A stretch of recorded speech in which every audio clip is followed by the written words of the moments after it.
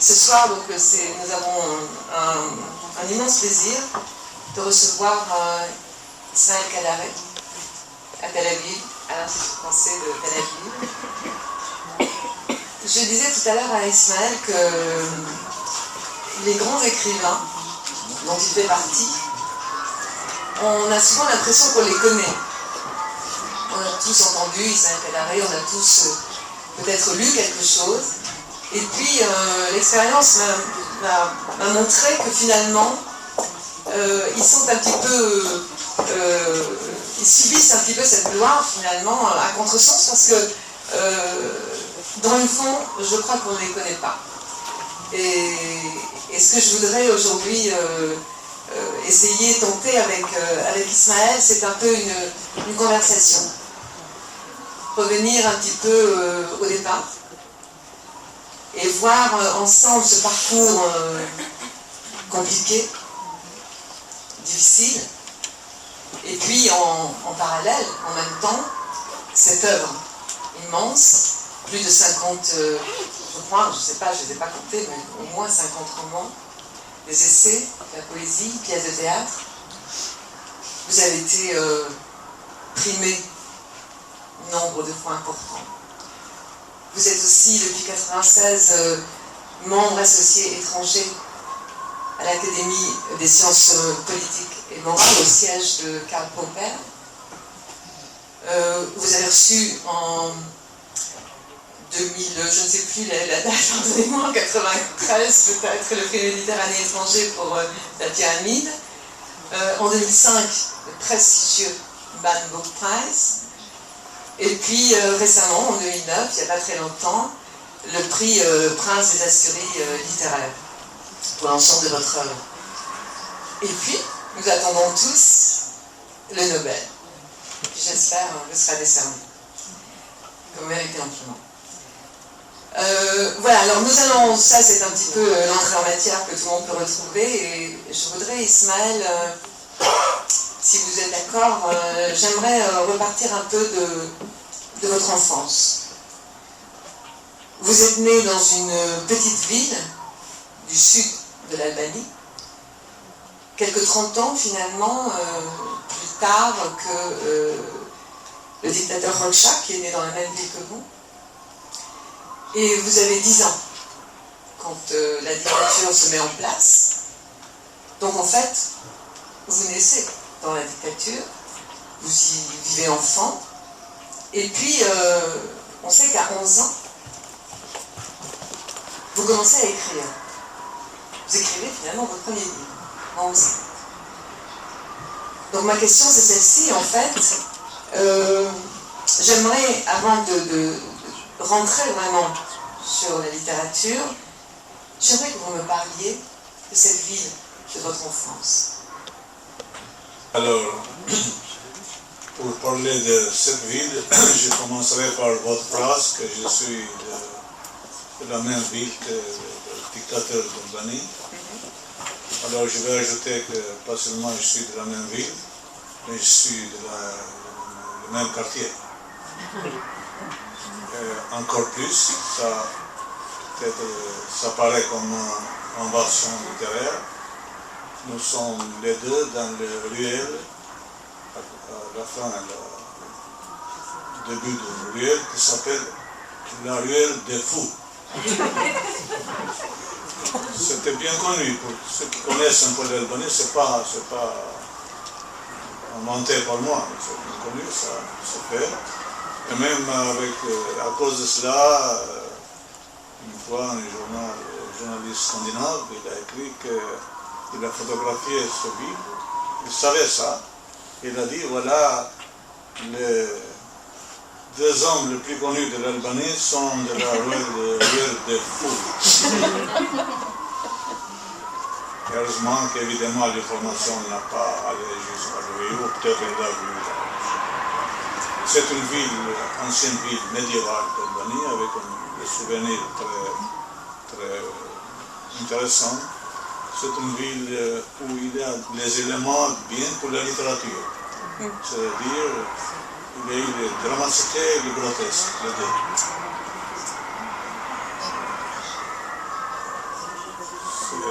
c'est difficile à expliquer ici pourquoi ces deux éléments sont fondamentaux pour la littérature, surtout quand ils se marient. Oui. Parce qu'ils jouent une sorte d'équilibre très sain pour la littérature. Mais parlez-moi je crois que vous en avez parlé, de toute façon, vos livres sont un mélange, je veux dire, audacieux, un brouillard, ce mot que vous avez tant, entre votre vie et vos inventions et votre fiction, votre imagination. Mais ces femmes, ces vieilles femmes, de votre enfance.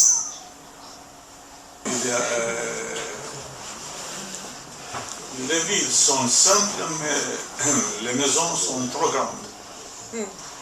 Quand je parle des grandes maisons, au point de vue physique, c'est-à-dire les dimensions trop grandes, des maisons avec deux étages, parfois 3 étages. Alors, vous comprenez, pour une famille, c'est trop grand, une maison de 3 étages. Elle demande, elle construit elle-même une psychologie un peu spéciale. Parce que si vous vivez dans un appartement que nous sommes déjà, tout le monde, habitués de vivre, peut-être ça joue un rôle dans la psychologie. Et si vous vivez dans une grande maison, sans être une grande famille, c'est une famille normale, et voilà pourquoi ces maisons étaient... La vie c'était grotesque parce que c'était un manque d'équilibre parmi les situations modestes des gens, et c'est des fausses grandeurs de maison. Quand je parle d'une grande maison, c'est-à-dire une maison avec 10 pièces ou avec étrangeté parfois, qu'on ne peut pas imaginer. Il y a eu des maisons vieilles qu'il avait dans leur structure. Par exemple, la prison. Une pièce qui était une prison. C'est-à-dire que la maison elle-même, elle rivalisait avec l'État. Elle peut condamner quelqu'un sans demander à personne. Sans des avocats, avec les juges, etc. C'est ça les choses grotesques. Oui, c'est ça. Mais il y avait des livres en Chine, parce que commençait si tôt à s'intéresser à la littérature. Il y avait des livres à la maison, dans cette grande maison. C'était une très grande maison, mais il n'y a pas eu de livres. Il y avait un grand... Mais alors d'où est venu, comment...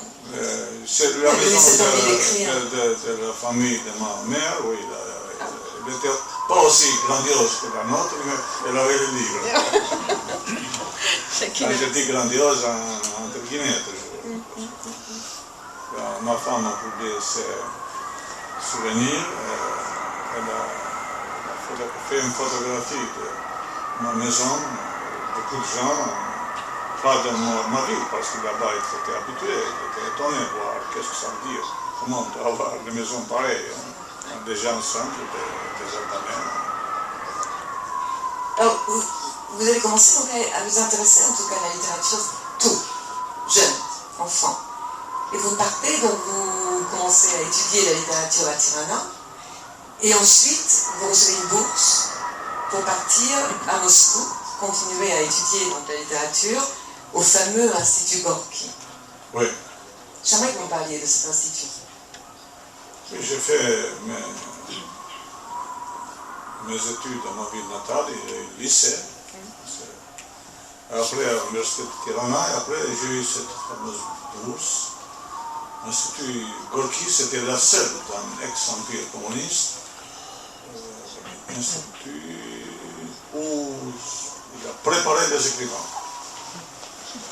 Pour la littérature, simplement. Ça n'existait pas nulle part, à ma connaissance. Peut-être les Allemands de l'Est ont essayé de faire une chose pareille, mais ça n'existait pas. C'est-à-dire c'était un institut où on a étudié la littérature pour tous les pays ex-communistes, même pour les pays occidentaux. Ils voulaient aller eux-mêmes, les étudiants, c'est-à-dire le centre du communisme mondial a créé cette sorte de laboratoire préparé des écrivains pour le communisme. Et comment est-ce que vous expliquez ça? Parce que vous dites que une partie, enfin vous m'avez dit après, c'est des cours spéciaux, une partie de l'enseignement était consacrée à cette littérature décadente. Oui, après le libéralisme de Khrushchev, alors on a laissé ce côté libéral, c'est-à-dire que dans les écoles spécialisées comme celui-ci, on peut étudier aussi d'une façon critique la littérature soi-disant décadente occidentale. Et c'était le cours, bien sûr, le plus intéressant pour les étudiants. C'est eux qui ont joué un rôle absolu pour créer cette conscience littéraire. En effet, qu'est-ce que c'était cette école? Cette école, c'était, je viens de dire, que préparer les écrivains du communisme. Mais c'était une école, c'est-à-dire, grosso modo, on peut dire, négative pour la littérature. Mais le problème, c'était que les étudiants, parfois, ou bien ils profitent d'une école positive, si on peut qualifier comme ça, ou bien profitent encore plus d'une école négative, car ils voient avec réserve ce qu'ils disent les professeurs. Alors, dans cette école, à cette époque-là, quand j'étais, c'était cet esprit de libérateur,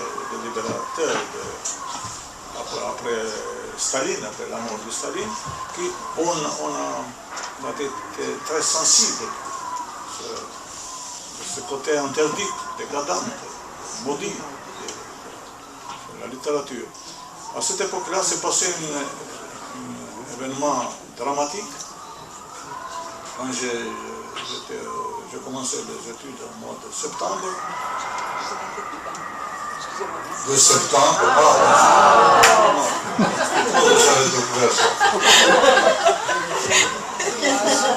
Madame, vous êtes tardive. On n'a pas fait ça. Alors, c'est-à-dire que c'est passé l'affaire Pasternak.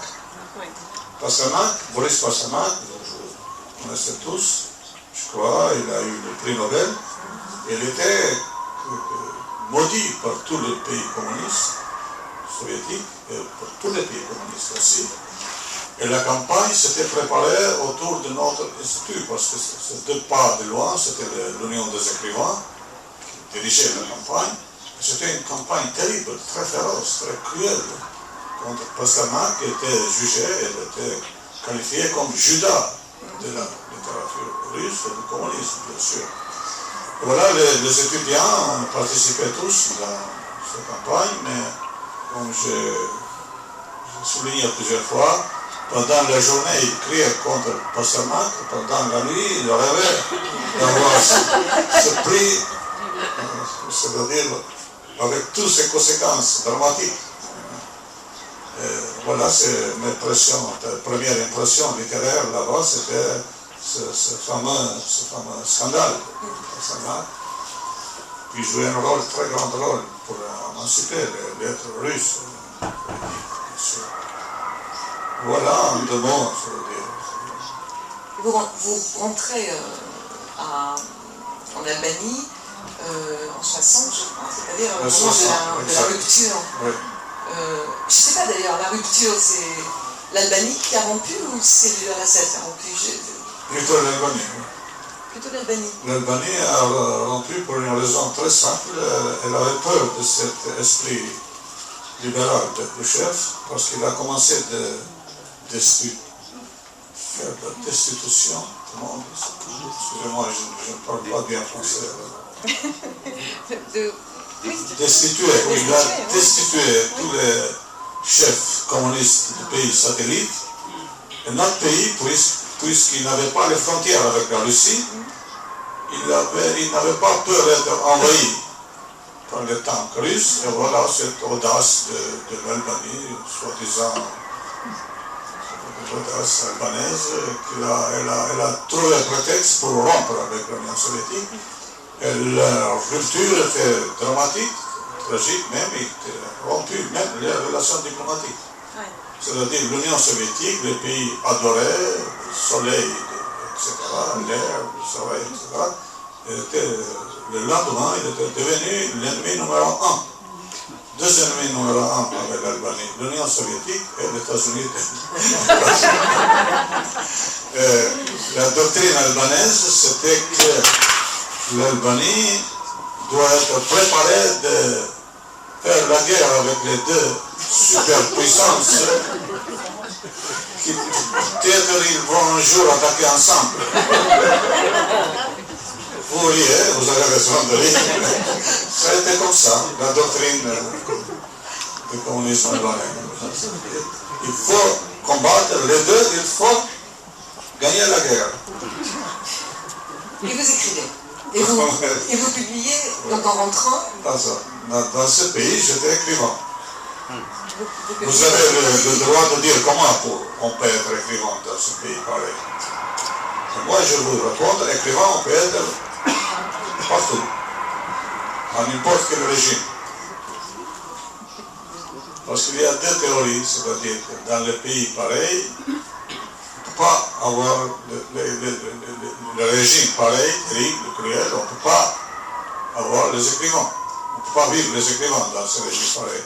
Il y a une autre théorie qui dit tout à fait la littérature, elle est en fin de compte, indifférente envers le régime. La littérature, elle peut pousser partout. On oublie parfois, par exemple, que pendant le stalinisme, qui était aussi cruel que le régime albanais, peut-être un peu moins, un peu plus même, le plus grand écrivain russe du siècle, c'était pendant le stalinisme. Bulgakov, Mandelstam, Pasternak, les autres, Anna Akhmatova, Svetaeva, il y a une pléiade des écrivains.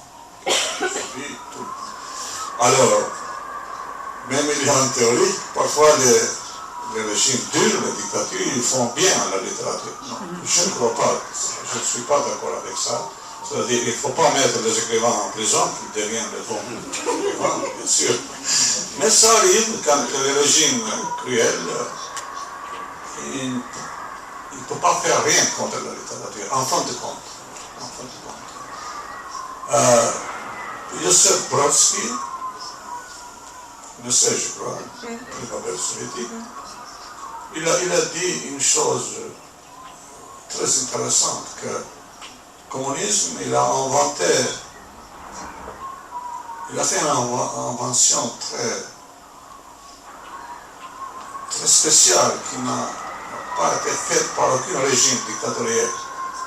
Il a compris qu'on ne peut pas détruire la littérature par les prisons, par les persécutions, par les terreurs, mais il faut fabriquer les écrivains qui détruisent eux-mêmes la littérature. C'est ça le secret, c'est-à-dire. C'est-à-dire le régime, voilà pourquoi cette école fameuse où j'étais préparé pour détruire la littérature. Heureusement que ça n'a pas fonctionné toujours. Alors, quand j'étais je suis revenu en Albanie, j'ai commencé à écrire. De temps en temps, j'ai demandé à moi-même, est-ce que j'ai écrit ce qu'il faut? Est-ce que j'ai fait la littérature qu'il faut? Est-ce que je pouvais écrire mieux si le régime était plus acceptable? Au moins que c'était comme en Hongrie ou Tchécoslovaquie, qui était plus douce en Albanie. Alors, dans ma vie, s'est passé une chose étrange. Très étrange. J'étais publié en Occident. 1970, en pleine dictature. Un jour, je vois que, évidemment, j'étais pas seulement publié, mon premier roman est après le deuxième, le troisième, il était accueilli avec beaucoup d'éloges. Général de l'armée morte. Il était le premier, oui. J'étais très jeune. Calvin Michel. Oui. Ouais, ça va très bien. Alors, j'ai compris que, mon Dieu, moi j'ai écrit comme il faut. Puisque le monde libre, occidental, il aime cette littérature. Parce que les éloges, vraiment, c'était, je ne suis pas modeste, mais je peux dire, même parfois exagéré. Ils savaient quel pays c'est l'Albanie, ils savaient que j'étais très jeune, parce que j'ai écrit ce roman quand j'avais 27 ans, 26 ans. Alors, bien sûr que les éloges étaient très forts. Alors je pensais tout de suite, mais on peut faire la même littérature. On peut entrer dans la club libre de la littérature mondiale, même avec ce résultat. C'est comme ça, c'est l'essence de ce phénomène que j'ai découvert, c'était comme ça. On ne peut pas justifier, parce que beaucoup d'écrivains, ils disaient, peut-être nous pouvions devenir les grands écrivains, ou les vrais, parce que personne n'était pas grand. Ils ont peur de ça, bien sûr, ils ont raison. Mais nous pouvions devenir les vrais écrivains, mais c'était le régime qui nous empêchait. Oui, le régime, il empêche, le régime, il a fait des atrocités terribles, mais il ne peut pas changer, comme je dis, la nature de la littérature. Vous pouvez quand même écrire 10 pages merveilleuses, 12 pages, 20 pages. Vous pouvez montrer. Mais il y en a les opinions différentes, mais moi je pense comme ça. Et voilà, le fait, c'était comme ça.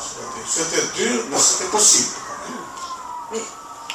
Mais parce que vous avez été publié en France, justement, normalement, le régime ne laissait pas sortir. C'était 20 ans avant la chute du communisme. Oui. 77, c'était très tôt. Mais on vous a laissé partir. Vous avez été invité en France. Alors, oui, on parle beaucoup de ça. Ça, c'est vrai. J'étais publié, l'État albanais, c'était dans l'embarras. Parce que qu'est-ce qu'on le peuple a demandé, les militants surtout, qu'est-ce que ça veut dire? Nos ennemis, ils aiment cet écrivain. Qu'est-ce que ça veut dire? Il avait raison. Hein. On ne peut pas dire que les idiots, les criminels, non, il avait raison, les communistes naïfs, nous sommes contre l'Occident, contre les États-Unis, contre l'Europe, contre tous. Et après, contre Moscou, contre Budapest, contre Bucarest. Alors, qu'est-ce qui se passe? Pourquoi cet écrivain était... C'était un dilemme qui continue. Il a continué depuis plusieurs années. Alors, le livre... Il était publié à Tirana et après, en Occident. Ce n'était pas une littérature interdite. Plus tard, bien sûr, j'ai profité de mes connaissances avec les éditeurs français pour passer les manuscrits, mais pendant les 5-6 premières années, pas du tout. Même, je ne pensais pas. C'était simplement la littérature.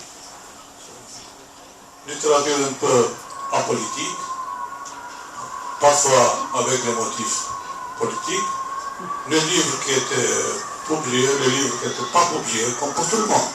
C'est normal dans le pays totalitaire ne pas être publié. Ce n'est pas été une catastrophe. Pour les écrivains, ils étaient habitués avec ça. Voilà, c'est ça. Mais vous n'avez pas dit, mais vous êtes allé en France à ce moment-là. Alors, j'étais on vous a laissé partir. invité. Alors, 10 fois, 20 fois pendant l'année, par tous les éditeurs d'Europe.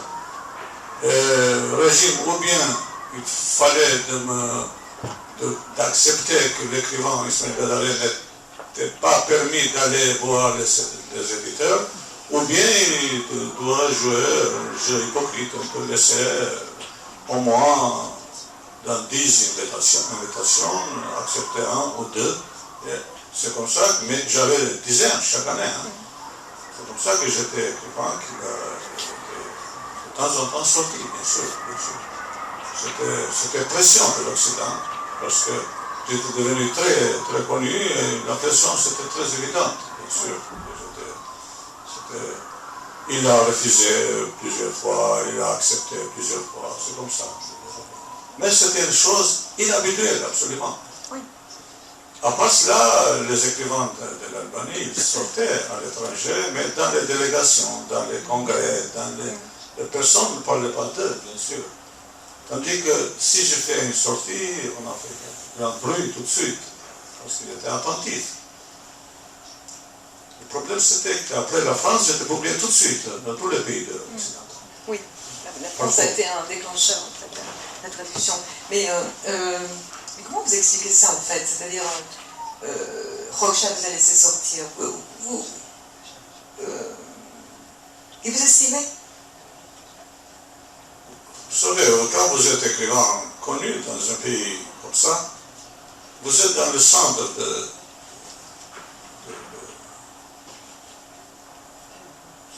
surveillance, mais d'attention.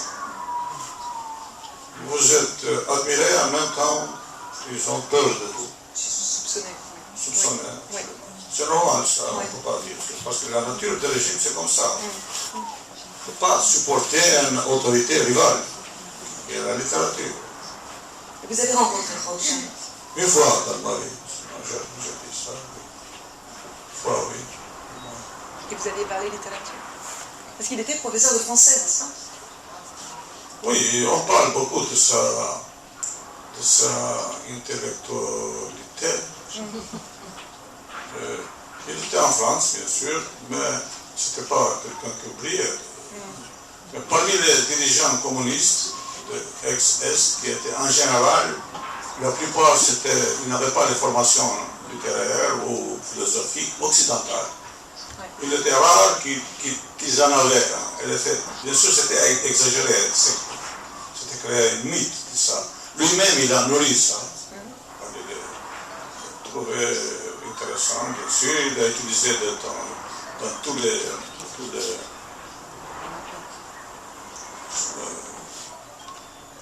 quand il a parlé, il a utilisé les mots, les expressions françaises pour que tout le monde se souvienne que quand même il vient de partie civilisée du monde et il ne peut pas être aussi dur, aussi cruel qu'on dit tout le monde. Il a joué beaucoup avec ça. Revenons à la littérature, Ismaël, si vous le voulez bien. Moi, je me suis posé, j'ai lu des œuvres du début, des œuvres de la fin, du milieu, mais on parlera de concert tout à l'heure parce que c'est mon préféré, mais tout de même, tous vos livres, y compris Le Général de l'armement, sont des dénonciations de ce régime, mais de manière, je dirais, pas idéologique, pas à la manière, pas réaliste finalement. Et vous utilisez, c'est comme si vous utilisiez un petit peu on a parlé du mot brouillard, mais comme si vous brouilliez les pistes, vous utilisez beaucoup de métaphores et surtout, vous vous inspirez beaucoup, là on va en parler un tout petit peu quand même, de certains auteurs, des auteurs qui vous ont marqué, dont le premier, Shakespeare et Macbeth, qu'on retrouve dans beaucoup de livres. Est-ce que c'est ça qui vous a permis de camoufler un peu cette dénonciation qui je dirais, derrière chaque ligne de tous vos livres? Vous disiez tout à l'heure qu'il y avait des livres qui n'étaient pas très... Donc c'est faux. Il faut savoir une chose que l'écrivain, quand il est jeune, il n'a pas les idées politiques claires. Quand j'étais fasciné par Macbeth, je n'étais pas du tout fasciné parce que j'ai compris, parce qu'ici on parle de l'essence du régime tyrannique, etc. Non, pas du tout. Au contraire, j'étais fasciné par la beauté artistique, ça m'apparaît magnifique comme simplement beauté littéraire, rien d'autre. Heureusement, voilà, c'est Hamlet et Macbeth, et après lui, Hamlet un peu moins, parce qu'il était moins évident que Macbeth. C'était plutôt un bonheur littéraire. Alors, c'est-à-dire que quand vous êtes jusqu'à 18 ans, 20 ans, vous ne pensez pas à cela, faire des dénonciations politiques, pas du tout. Même plus tard, vous n'êtes pas obsédé de ça. C'est très difficile de faire. Alors, si vous tenez de la côté littéraire, de la côté artistique, si vous tenez de cette magie de la littérature, vous, d'une façon instinctive, génétique presque, vous avez du bon côté. Parce que plus tard, alors, bien sûr que vous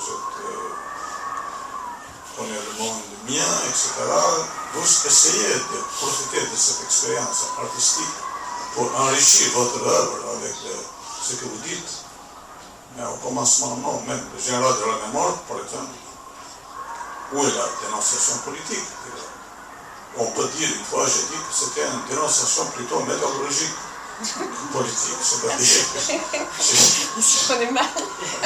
Non, c'est parce que j'ai parlé beaucoup de pluie, de neige, et d'hiver, tandis que le climat de littérature socialiste était plutôt le printemps, le soleil, etc.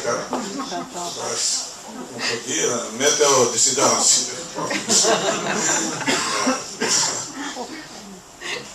Non, parce que je me suis dit que c'est peut-être pour ça qu'ils n'ont pas tout de suite compris en Allemagne. En fait. Oui, ça joue un rôle, bien sûr.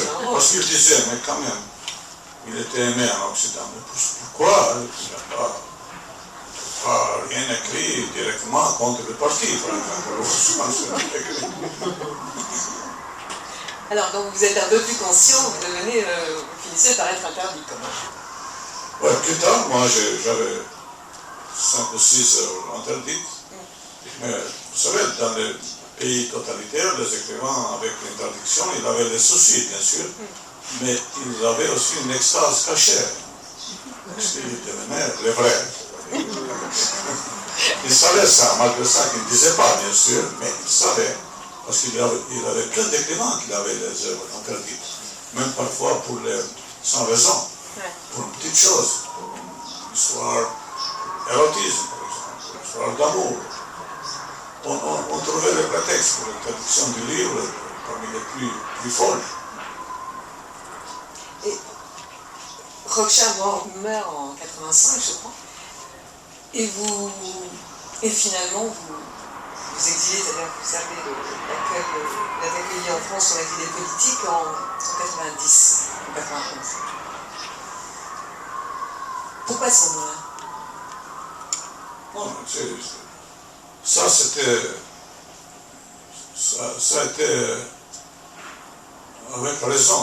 C'était pas, c'est-à-dire, l'Albanie c'était le dernier pays communiste. Il avait toutes les chances de rompre avec le communisme la première, après la mort de Hoxha.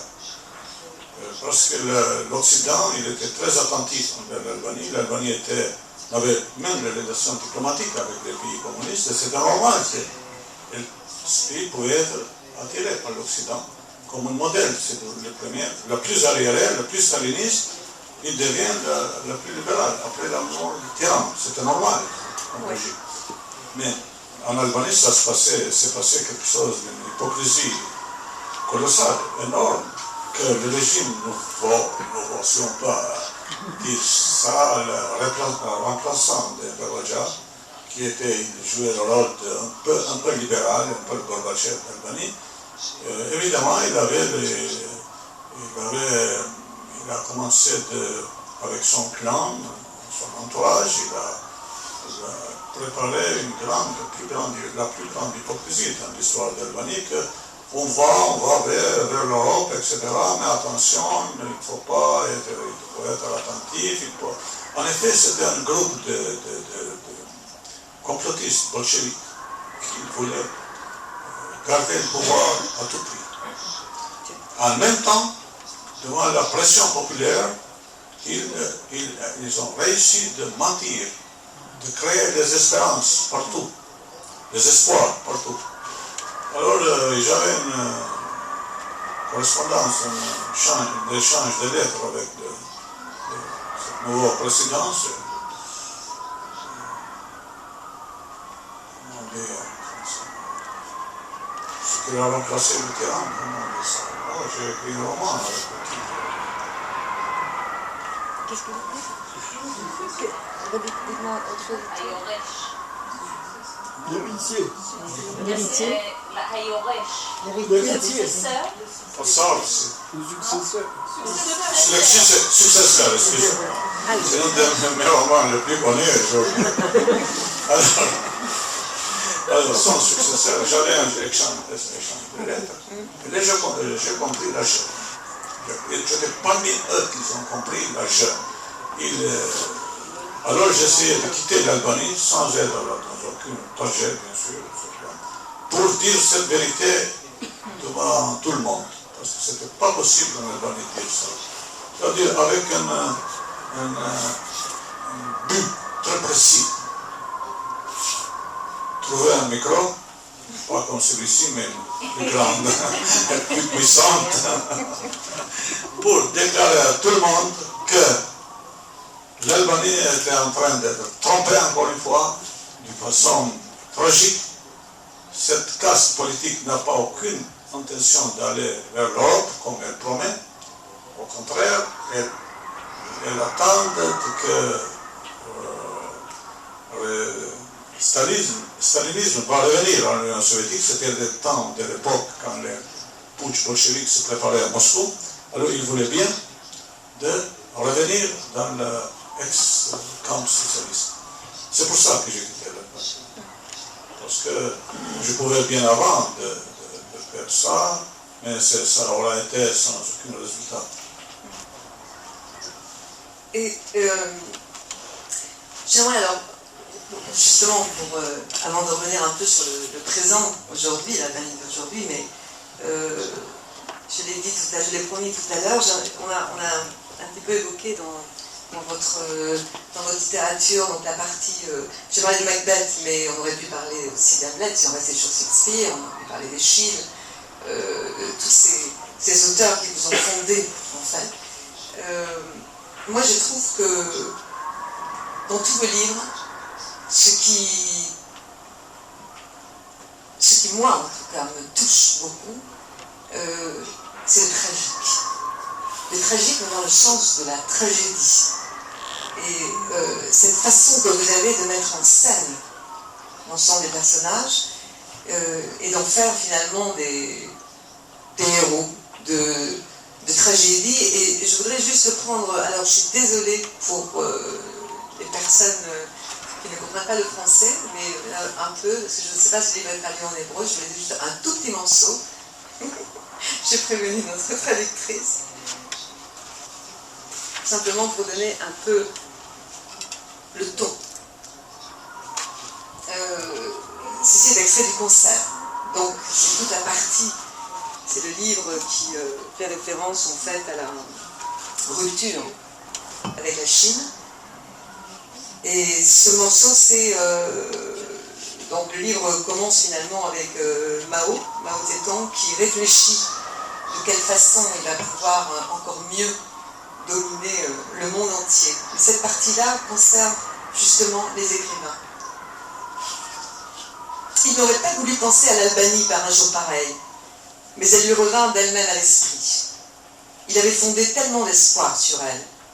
Mais patience, se dit-il, tu ne perds rien pour attendre. Il ne fallait pas désespérer si vite. Il avait distribué de nouvelles instructions. L'attitude à l'égard de ce pays serait revue de fond en comble. Il était nécessaire de faire quelque chose, oui, il fallait intervenir à tout prix. Et partout dans le monde, ses disciples le soutenaient. Ils étaient passés à l'attaque. Pour la première fois, les trônes de maîtres souverains comme Shakespeare et Beethoven vacillaient. Quelqu'un avait suggéré que l'on coupât le bras du pianiste chinois qui avait interprété une sonate de Beethoven. Une telle mesure risquait de passer pour barbare, mais il n'en était rien. Des monstres comme Cervantes ou Shakespeare étaient bien plus nocifs que tous les empereurs. Ils exerçaient sans quartier, Leur pouvoir absolu, c'était de véritables tyrans de l'esprit, des colonisateurs du cerveau. Les monarques étaient aisément renversés, décapités, relégués dans l'oubli, alors que ces fléaux trouvaient moyen de survivre à toutes les époques en conservant leur pouvoir intact, voire même en l'élargissant. Aujourd'hui pourtant, leur domination touchait à sa fin. Lui, Mao Tse-tung, était venu au monde pour les défier. Il ne leur restait plus qu'à numéroter leurs abattis. Tout comme les rois, les tsars, il les dégommerait l'un après l'autre par petits tas. Le président Cervantes, le prince Beethoven, le généralissime Shakespeare, le comte Tolstoï et ainsi de suite. Comparé à lui, quelle pâle figure faisaient les auteurs de menus chambardements. Ils avaient renversé quelques rois, quelques premiers ministres, quelques tigres de papier, quand lui seul, Mao, avait poussé l'audace jusqu'à se mesurer à ces titans malfaisants et délivrerait le globe, le cerveau de l'humanité entière, de l'envoûtement malsain de l'art. En fait, c'est un peu pour revenir, il y a comme ça beaucoup de pages, c'est un peu pour revenir à ce que vous nous disiez tout à l'heure. C'est-à-dire, quel est le pouvoir finalement de la littérature? Pas avec le pouvoir, avec la vie. Oui, c'est ça. Voilà pourquoi je viens de parler un peu de cette parallèle entre le régime tyrannique et la littérature. Ils sont deux régimes différents. Moi, une fois, j'ai fait une comparaison, pas seulement métaphorique, mais réelle, que la littérature et le pouvoir sont les deux ennemis qui ne peuvent pas être jamais en paix entre eux. C'est une hostilité génétique presque. Voilà qu'ici, ce livre, j'ai écrit à 82, 81. Bien sûr, il était interdit, à cause de cela.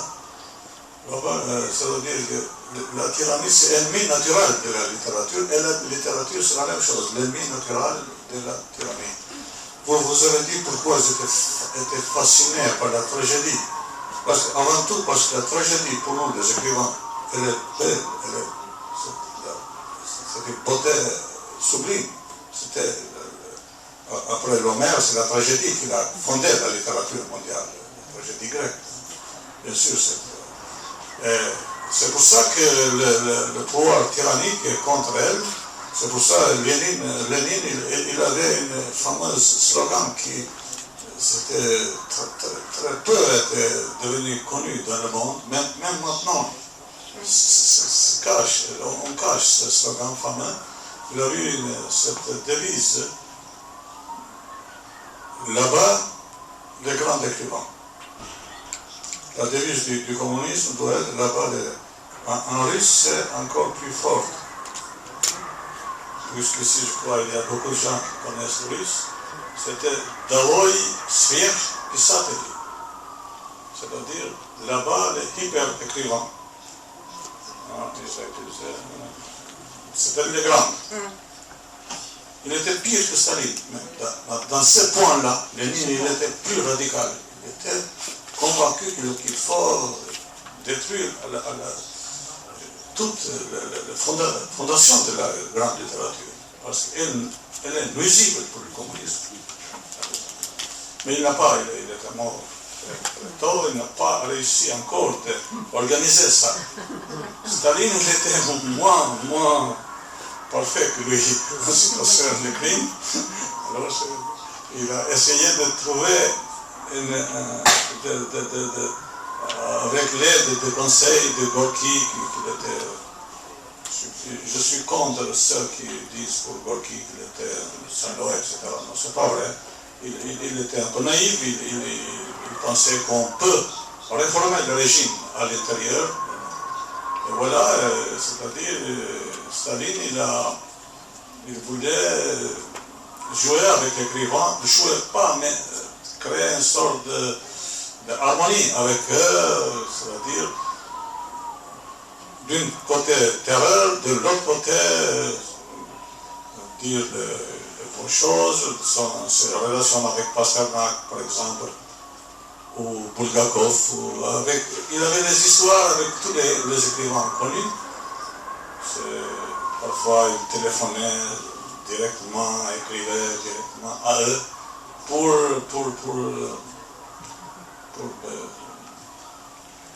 améliorer les relations. Il avait tort. Et c'est comme ça que ce roman que vous avez cité, c'est le roman que j'ai écrit direct contre. Mais je ne pouvais pas écrire direct contre le communisme albanais, alors j'ai écrit direct contre le communisme chinois, l'allié le plus proche de la famille. Alors si je dis comme ça pour Mao Zedong, tous les Albanais seront devenir fous de joie dire que voilà, les grands hommes de la Chine communiste, c'est un psychopathe, c'est un fou. Et vous voyez en parallèle, vous dites en parallèle, vous dites qu'elles elles sont en conflit, c'est-à-dire que la tyrannie et la littérature sont en conflit, et seront tout le temps en conflit. La littérature n'a aucun pouvoir, c'est-à-dire de vous, quand vous avez écrit. Non, la littérature a De pouvoir. modifier quelque chose, d'éclairer. Non, c'est-à-dire, premièrement, la littérature, elle ne peut pas transformer le monde, c'est bien connu ça. Mais elle a un pouvoir de longue haleine, ça, c'est sans doute. Le problème, c'est que parfois on dit, ça circule, des choses pareilles, que les écrivains aussi sont du côté tyrannique. Ça, c'est vrai, il y a quelque chose. Il y a une similitude avec un tyran et avec un écrivain. Mais la différence, c'est que l'écrivain, c'est un vrai tyran. Tandis que lui, il est fort, même il n'est pas tyran, c'est un sanguinaire, rien d'autre. Et les deux, ils savent très bien ça. Il peut être en face, moi tyran, toi tyran, tu es fausse, moi je suis vrai, ou le contraire. Alors, c'est-à-dire, voilà pourquoi il y a pas une compréhension, mais une énigme entre les deux. Les écrivains, bien sûr, ils ont le pouvoir, mais malheureusement, ce n'est pas concret, se réalise tout de suite. Au contraire, la littérature a une qualité d'autre. Excusez-moi, je parle avec des termes sublimes pour la littérature, mais je suis de la caste, du secte, bien sûr, que je vais défendre, je vais sublimer un secte.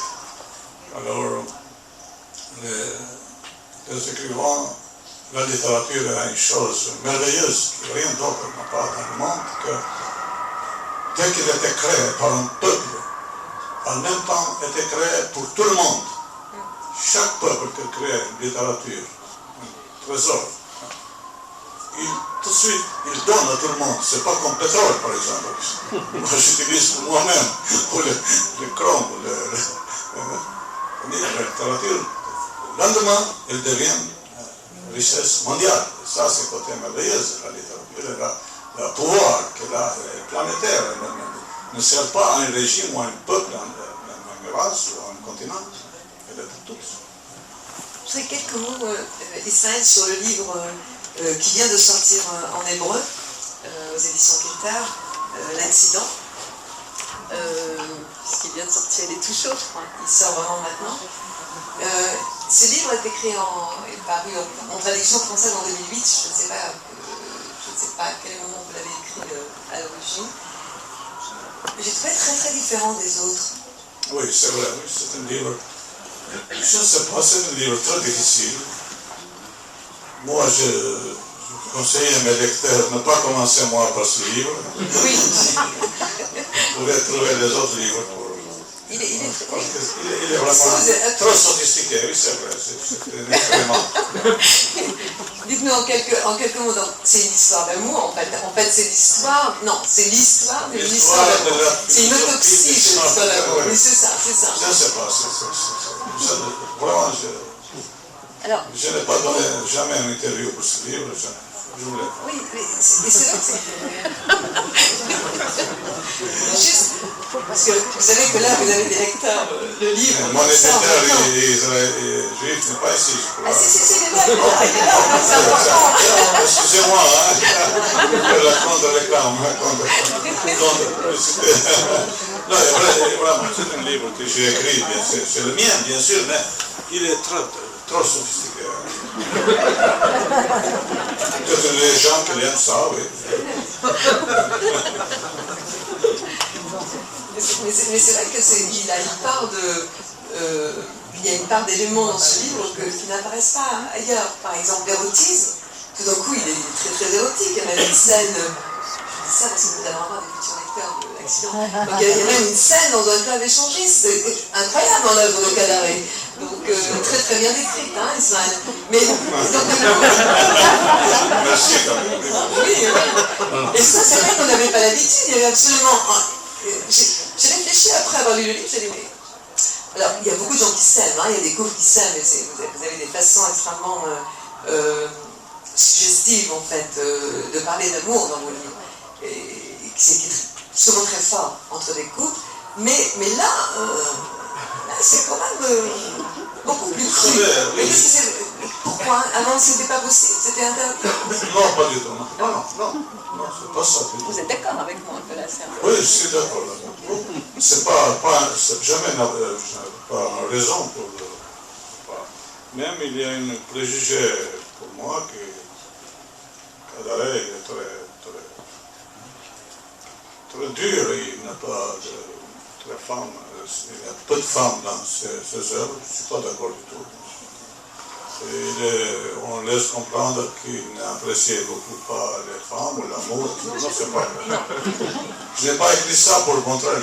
Non, je suis d'accord. Je l'ai dit. Mais vous savez, les écrivains, c'est facile pour les écrivains créer les préjugés, les clichés, pareil. Je vous dis par exemple, voilà, Cervantes, c'est un génie. Et vous avez tous dans son œuvre, il y a un personnage de femme, Dulcinea, qui a fait une démystification cruelle pour elle, rien d'autre. Chez Homère, on peut trouver quelques lignes seulement pour l'amour. Ça arrive avec des écrivains connus. C'est très facile dans la littérature. On a parlé de la drame grecque, la tragédie grecque. Il y a bien sûr quelques personnages de femmes splendides, mais très peu en comparaison des héros. Et surtout, il y a les femmes très, très, très cruelles. C'est vrai. Très cruelles, les assassines. Chez Macbeth de Shakespeare, c'est un chef-d'œuvre total, alors nous avons une femme, malheureusement. On ne cite pas Macbeth comme tyran, on cite sa femme comme femme de tyran. Les Macbeth est plus fameuse que lui pour le mauvais côté des choses. Ça arrive parfois. Oui. Voilà, donc l'accident, donc lisez-le. Lisez-le. Ismaël, on va bientôt passer la parole au public. Juste une dernière chose, parce que grâce à vous, j'ai regardé un petit peu l'actualité de l'Albanie. J'avoue que je ne regarde pas tous les jours, très sincèrement. Et puis j'ai vu que quand même c'était la célébration du centenaire de son indépendance, il y a quelques jours. Et puis cette déclaration du Premier ministre albanais, qui donc à l'occasion de ce centenaire annonce qu'il élabore une loi pour permettre de donner la nationalité albanaise à toute la diaspora albanaise, dans la mesure où il le souhaite, ce qui leur donnera le droit de vote. Qu'est-ce que ça évoque pour vous? Disons qu'en 1912, juste pour nos amis, lorsque la déclaration a été effective, en fait, le territoire qui a été accordé laissait à l'extérieur des frontières pratiquement 60% du territoire escompté, c'est-à-dire de la population aussi albanaise. Et aujourd'hui, il y a cette déclaration. Qu'est-ce que ça évoque pour vous? Je ne sais pas exactement, pour parler sincèrement, qu'est-ce que ça veut dire, avec cette déclaration. Dans la presse albanaise, il y a eu quelques commentaires contradictoires. Pour moi, ce n'est pas clair. Et c'est pas très important, ça, je crois. C'est pas important. En deux mots, l'Albanie, c'est un des pays maintenant, les États, pas un jeune État. L'État, c'est 100 ans, c'est pas pour l'Europe, pour les Balkans. Maintenant, ils sont devenus rares, les pays qui sont là. Il y a quelques grands pays, mais Surtout dans la région. dans la région, ils sont jeunes tous. Alors, les Albanais, pendant une longue période, ils ont été plaints qu'ils les ont coupés, etc. Ça, il y a une vérité dans cela, bien sûr, une partie du territoire. Et maintenant, c'est la seule nation dans les Balkans qui a fini avec 2 États. Vous savez, je crois que ça change au point de vue psychique pour l'image de ce pays, de cette nation, le seul qui, dans les Balkans où il y a des nations très vieilles, comme les Grecs et les autres. Alors c'est la seule qui a 2 États, l'Albanie et le Kosovo. Si, parfois on dit que ce sera mieux que l'Albanie soit un peu dégrossie, avec pour devenir la grande Albanie, ou les autres qui disent que c'est mieux avoir 2 États qu'être un État un peu plus grand. Ce sont les choses. Et la demande d'Europe. Alors, l'Albanie, c'est un pays qui est folle de l'Europe. Elle est obsédée par devenir européenne, par devenir membre de... Ça, je trouve que c'est une obsession positive, même si c'est exagéré. L'obsession, c'est une Mais les Albanais sont exagérés, de toute façon. Les Balkaniques sont tous excessifs dans toutes les choses. En général, oui, c'est la région entière qui est enflammée. Mais dans ce désir, même pour l'Europe, il n'y a rien de mal, je crois, au contraire. Ben, nous le souhaitons. En tout cas, merci beaucoup, Ismaël Kadare. Merci à vous. Donc voilà, je voudrais donc vous passer la parole. Je voudrais savoir, dans les années 60-70, de nombreux jeunes Européens, en particulier de nombreux jeunes Français, sont partis en Albanie volontairement dans des camps de travail, j'en connais certains, des camps de travail volontaires, hein, j'entends. Et j'aimerais savoir quelle était votre vision, quel était votre sentiment devant une telle attitude de la part d'Occidentaux qui venaient donc apporter leur soutien à un régime, comme vous l'avez dit, tyrannique. Oui, c'était un phénomène très, très connu, ça. Mais malheureusement, c'est les jeunes pèlerins qui sont venus en Albanie. Au commencement, bien sûr, ils ont suscité une sorte de curiosité positive. Les gens de l'Occident, les Français, les Italiens, les Allemands, surtout les Allemands, et les autres, les Espagnols, etc. Mais plutôt, malheureusement, ils ont été rangés à côté de la dictature, la plupart. Parmi eux, c'était les sincères qui comprenaient bien qu'il aimait ce pays comme petit pays, qu'il a fait face à l'Union soviétique, un pouvoir gigantesque, etc. Et sincèrement, il était à côté de plus petits, le plus faible, contre le plus grand, le plus fort, etc. Mais parmi eux aussi, c'était les gens qui aimaient bien de se venir en Albanie et de jouer le jeu de régime, malheureusement. Il était bien parce qu'il était très respecté, bien sûr. Ceux qui, dans leur pays, parfois, ils étaient frustrés, mais là-bas, ils trouvaient cette grandeur, c'est-à-dire qu'ils étaient applaudis partout, etc. Après la chute du communisme, c'était la même partage de deux. Ceux qui étaient sincères, ils étaient désespérés parce qu'ils étaient trompés de l'Albanie, bien sûr. Ceux qui n'étaient pas très sincères, ils étaient très en colère avec la nouvelle Albanie, qui a fait chuter le communisme. C'est comme ça, ça continue comme ça. Mais maintenant, ils ne sont pas jeunes, on ne peut pas dire une pensée définitive pour eux, c'est comme ça, c'est selon l'occasion. Je suis une très grande admiratrice de votre œuvre et je ne comprends pas que vous n'ayez pas encore reçu le Nobel.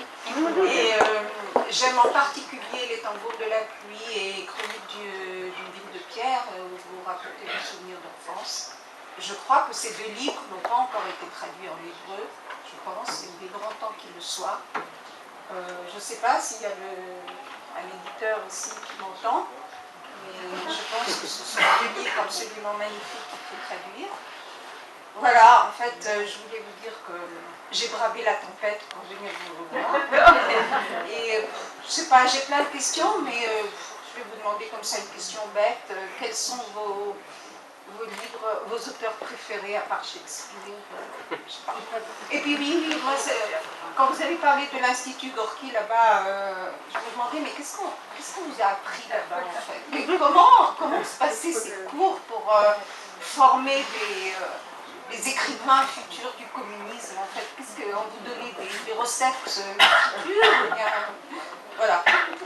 Oui, presque on donnait des recettes, mais ce que j'ai qualifié comme une école négative, c'est-à-dire, si vous avez un moment d'illumination, vous ou votre camarade qui vous expliquait, ou l'autre, c'est-à-dire, ou ensemble dans un café, vous avez soupçonné pour ce que vous dites, ce que vous avez entendu, ça suffit ce moment d'éclairage, que vous commencez de profiter maintenant de tous ces conseils néfastes qu'il vous donne là-bas. C'est-à-dire, vous dites, il parle héros positif, d'accord, jamais moi je ne fais héros positif, je vais faire les héros dégoûtants. Vous dites printemps, soleil, espoir, radieux, etc. Moi je vais faire le contraire. Vous dites optimisme, je vais faire le pessimisme. Et tout cela, c'est-à-dire, sont contrariés dans toutes les dimensions. Et ça, vraiment, ça vous entre dans votre esprit d'une façon formidable. Je vous rencontrais une chose très spéciale. Une fois, quand j'étais étudiant, j'avais comme tous les étudiants, l'histoire avec une fille dans mon cours, à Tirana. Et un de mes camarades écrivains de réalisme socialiste, il a écrit un petit roman où moi et elle, nous étions les personnages. Jamais dans ma vie, je n'ai pas souffert contre moi-même. C'était une angoisse terrible. Quand j'ai vu moi-même dans le rôle des héros positifs. Et ma compagne, cette fille, était négative. En quoi j'étais positif? J'étais un garçon qui pensait, selon lui, pour le bien du pays, pour aller finir les études et aller dans les villages lointains pour servir au peuple, pour être modeste, etc. Tandis qu'elle, c'était une fille typique de capitale, qui ne pensait pas qu'elle devenir belle, de peigner, etc. C'était une horreur, voir toi-même souffrir d'être héros positif, personnage positif. On ne peut pas avoir un cauchemar, hein? C'est mieux que soit comme criminel, soit c'est mieux comme assassin que comme héros positif. C'est comme ça que dans l'institut, on attendait les exercices prêts toute la journée. Et après, dans les cours spéciaux, on a dit qu'au contraire, Kafka ou l'autre, ou Joyce, ils ont défiguré la nature humaine, ils ont décrit ça et ça. Alors vous êtes fasciné de ça. Et vous dites, votre conscience, de faire la même chose. Voilà. אני רוצה שאני שואלת בעברית, השאלה היא בשם כמה חברים אלבנים, האם אתה מתכוון, שוקל, לחזור לאלבניה? Est-ce que vous pensez ou éventuellement réfléchissez à retourner en Albanie? Mais je suis en Albanie. Je partage le temps, la plupart en Albanie, un peu plus que moitié, moins que moitié à Paris. הוא חזר באלבניה. הוא חזר באלבניה והוא חי חצי באלבניה וחצי בפריז.